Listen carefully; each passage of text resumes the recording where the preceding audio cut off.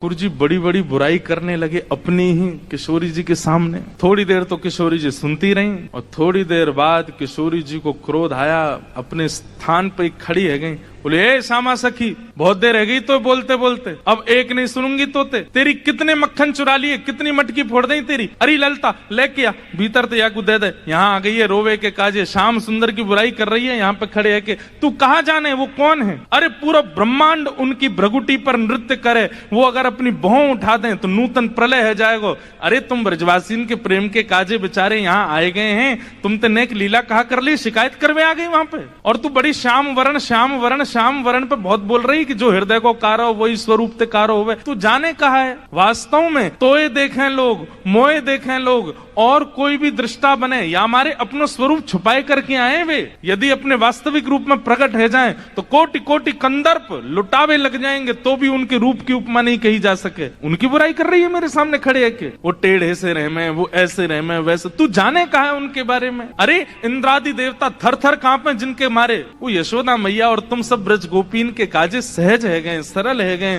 प्रेम के अधीन है करके सब लीला कर रहे हैं और उनकी शिकायत कर भी आ गई है मेरे सामने। ठाकुर जी सुन के बड़े खुश है रहे मनी मन। जैसे श्री जी ने शांत है जाए, ठाकुर जी फिर एक कोई बात बोल दे, फिर श्री बिल्कुल मत बोलियो, एक शब्द नहीं सुनूंगी श्याम सुंदर के लिए। ये पूरा ब्रह्मांड उनका स्वरूप है, उनके रोम में कोटि कोटि ब्रह्मांड लुढ़कते हैं। इस ब्रह्मांड पर कृपा करके, इस भूमि पर कृपा करके वो जन्म लेकर के नंद यशोदा के यहाँ आ गए और तुम उनके महत्व को नहीं समझ रही हो। अरे कोई ऊंची पदवी पर बैठो भयो, जब प्रेम के अधीन है जाए तो वो अपनी पदवी छोड़ करके कई बार आपके संग बैठ के पान लगे, आपकी थाली में बैठ के भोजन करने लगे। कोई आपकी थाली में भोजन कर रहा हो या को मतलब वो आपसे प्रेम बहुत करे। अरे सखी तू जाने ना है श्याम सुंदर को, तो साक्षात परमात्मा है वो। यदि तुम्हारे संग ये लीला कर रहे हैं तो अपने भाग्य मनाओ, अपने सौभाग्य मनाओ।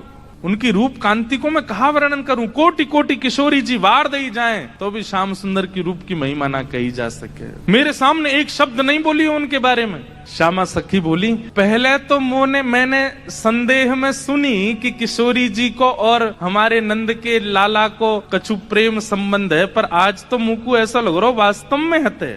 किशोरी जी बोली, नहीं नहीं ऐसी कोई बात नहीं है, ये तो सब तुमने ऐसी मन। नहीं नहीं नहीं मुंह को तो लग रही है। आप इतनों कैसे जानो वाक्य के बारे में, इतनों कैसे मानो वाक्य के बारे में। किशोरी जी एक बात बताऊं? बोले हाँ। बोले मैं अकेली नहीं हूँ शिकायत करवे वाली, ऐसी अनेक बैठी हैं। आपको ऐसा लग रहा है कि श्याम सुंदर तो केवल लीला कर रहे हैं, पर इस वक्त यही समय श्याम सुंदर कोई और सखी के संग भी ऐसी क्रिया कर रहे होंगे, वहां को मार्ग रोक रहे होंगे, वहां के हाथ पकड़ रहे होंगे, वहां की चुनरी उड़ा रहे होंगे, वहां की मटकी फोड़ रहे होंगे, और नए विश्वास होवे।